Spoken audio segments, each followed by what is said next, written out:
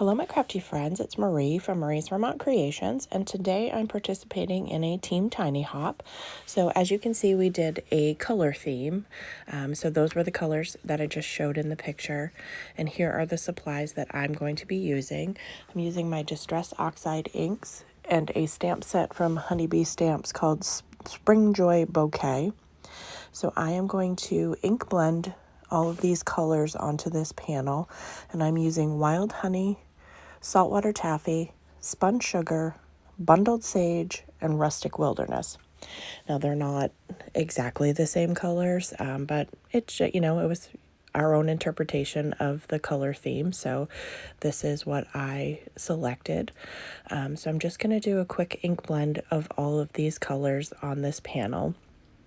I would have probably left a little more room for the green, but I actually like how it turned out. So if you're not familiar, once a month, Team Tiny gets together and does a YouTube hop, and we are a group of small content creators on YouTube who make crafting videos and have less than 1,000 subscribers. So we come together to help support each other and grow our channels. So any interactions that you have with videos, whether that be likes, comments, subscribing, helps us all greatly, and we all really appreciate it. So this is a hashtag driven hop. So the hashtag will be in the title of this video and in my description box. So all you need to do is click on that hashtag and it will bring up all of the videos for everyone who is participating. Sometimes there's hops, yes, this is a hop, but sometimes there are giveaways on individual channels. So I would check out everyone because sporadically there are giveaways sometimes.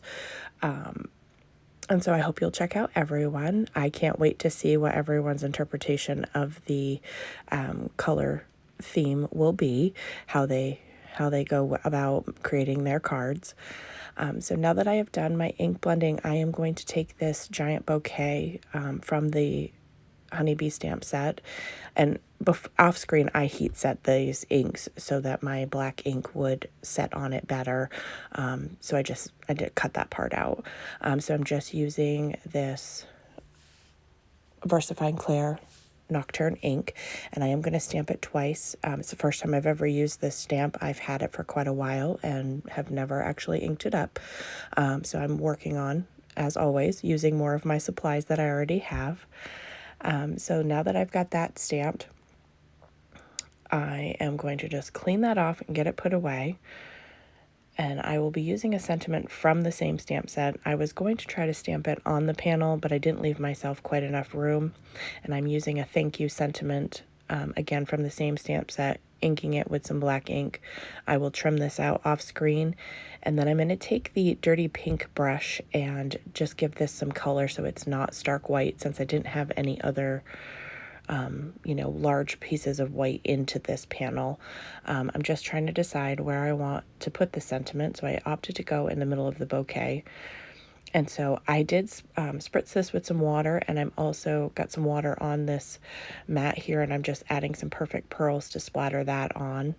And then off screen I will heat set that as well, just to give it a little something else. I do like the shimmer of the Perfect Pearl powder. Highly recommend, if you don't own this, to get some. They come in multiple colors. I own a few of them, but there are a wide variety of colors. So I'm just splattering that on. I'll clean up my mess. And then I will take some double-sided adhesive, put that on the little sentiment strip, and adhere that to the middle of the bouquet.